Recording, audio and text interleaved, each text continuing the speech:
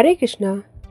बच्चों, last video में मैंने आपसे एक क्वेश्चन किया था कि गजेंद्र ने जो प्रार्थना की है वो कौन सी कैटेगरी के लोग में आती है। जैसा कि भगवान ने श्लोक नंबर 7.16 में बताया था कि 4 तरह के लोग उनकी पूजा करते हैं। जी बिल्कुल सही। वो आर्त मीन्स जो पीड़ित होता है। गजेंद्र बहुत पीड़ित था और उसने जब भगवान की प्रार्थना की, भगवान की पूजा करी, तो भगवान ने उसको स्वीकार किया।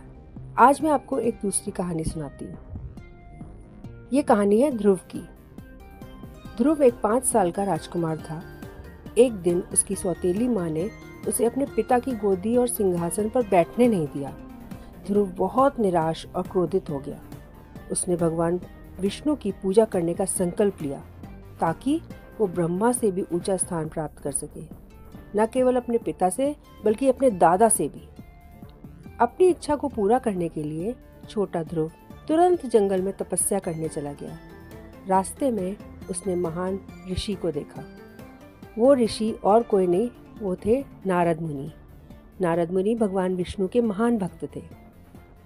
नारद ने ध्रुव से कहा, तुम तो बस एक बच्चा हो, तुम्हें खेलना चाहिए। भगवान विष्णु की पूजा करना बहुत कठिन है, तुम इसे बड़े होकर कर सकते हो। पर ध्रुव ने उत्तर दिया, नहीं, मैं अभी भगवान विष्णु की पूजा करना चाहता हूँ। मुझे मेरी सौतेली माँ सुरुचि के शब्दों से बहुत पीड़ा हुई है। मुझे अपने पिता की गोद या सिंहासन पर बैठने की अनुमति नहीं मिली। अब मैं तीनों लोकों में सबसे ऊंचा स्थान चाहता हूँ, जिसे ब्रह्मा ने भी प्राप्त नहीं किया है। कृपया मुझे मेरे लक्ष्य तक पहुँचने का एक सच्चा मार्ग बताइए। ध्रुव की ईमानदारी और संकल्प से प्रभावित होकर नारद मुनि ने उसे अपना शिष्य बना लिया। नारद मुनि ने ध्रुव से कहा, जाओ यमुना नदी के किनारे स्थित मधुवन नामक वन में प्रभु की पूजा करो और ये मंत्र जपो, ओम नमो भगवते वासुदेवाय। ध्रुव ने इस सलाह का पालन किया। मधुवन में ध्रुव ने पूरे मन से भगवान की पूजा की और 6 महीने तक ध्यान किया। बच्चों, पता है कितना कठिन ध्यान था ये? अब आप देखना हर महीने उन्होंने कितना कठिन किया है। पहले महीने में वो हर 3 दिन में केवल कुछ जामुन खाकर जीवित रहे। दूसरे महीने में उसने केवल सूखी घास और पत्तियां खाई, वो भी हर 6 महीने में एक बार। तीसरे महीने में वो केवल पानी पर निर्भर रहे, जो वो हर 9 दिन में एक बार पीते थे। चौथे महीने में वो केवल सांस लेकर हर 12 दिन में एक बार जीवित रहे। और 5वें महीने तक ध्रुव ने अपनी सांसों और मन को पूरी तरह नियंत्रित कर लिया। वो एक पैर पर खड़े होकर बिना हिले भगवान विष्णु के स्वरूप का ध्यान करते रहे। ध्रुव के इस अटूट संकल्प से प्रसन्न होकर भगवान विष्णु गरुड़ पर सवार होकर स्वयं मधुवन पहुंचे। भगवान को देखकर ध्रुव अत्यंत आनंदित हुआ, उनके चरणों में गिर पड़ा और प्रार्थना की। भगवान विष्णु ने ध्रुव से कहा, प्यारे बच्चे, मैं तुम्हारी पूजा और ध्यान से बहुत प्रसन्न हूँ।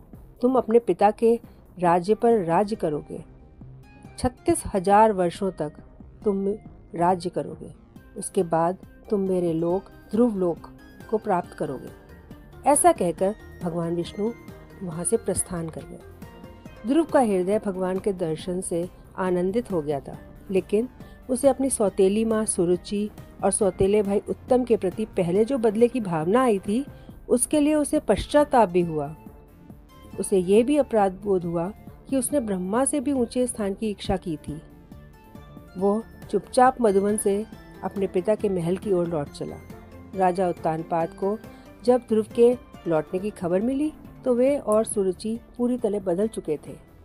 वे उसकी माँ सुनीति के साथ महल से बाहर आए और ध्रुव का स्वागत किया। ध्रुव ने बड़ों का प्रणाम किया और प्रसन्नता से राज्य में प्रवेश किया। बड़ा होकर उत्तानपाद ने ध्रुव को राजा बना दिया। ध्रुव ने 36,000 वर्षों तक राज्य किया और फिर एक दिव्य विमान में बैठकर ध्रुव लोक को चले गए। तो देखा बच्चों, जब दृढ़ संकल्प भगवान पर विश्वास के साथ जुड़ता है तो सफलता निश्चित होती है।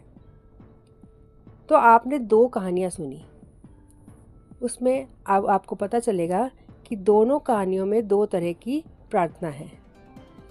एक, गजेंद्र ने संकट में भगवान को पुकारा था और ध्रुव ने अर्थार्थी बनकर सांसारिक पद की कामना में भगवान से प्रार्थना की थी। तो भगवान विष्णु ने दोनों की प्रार्थनाएं स्वीकार की। इसलिए बेटा, कारण चाहे जो भी हो, यदि हम प्रेम पूर्वक भगवान से प्रार्थना करेंगे तो वे अवश्य ही हम प्रेम पूर्वक उत्तर भी देंगे। हरे कृष्णा।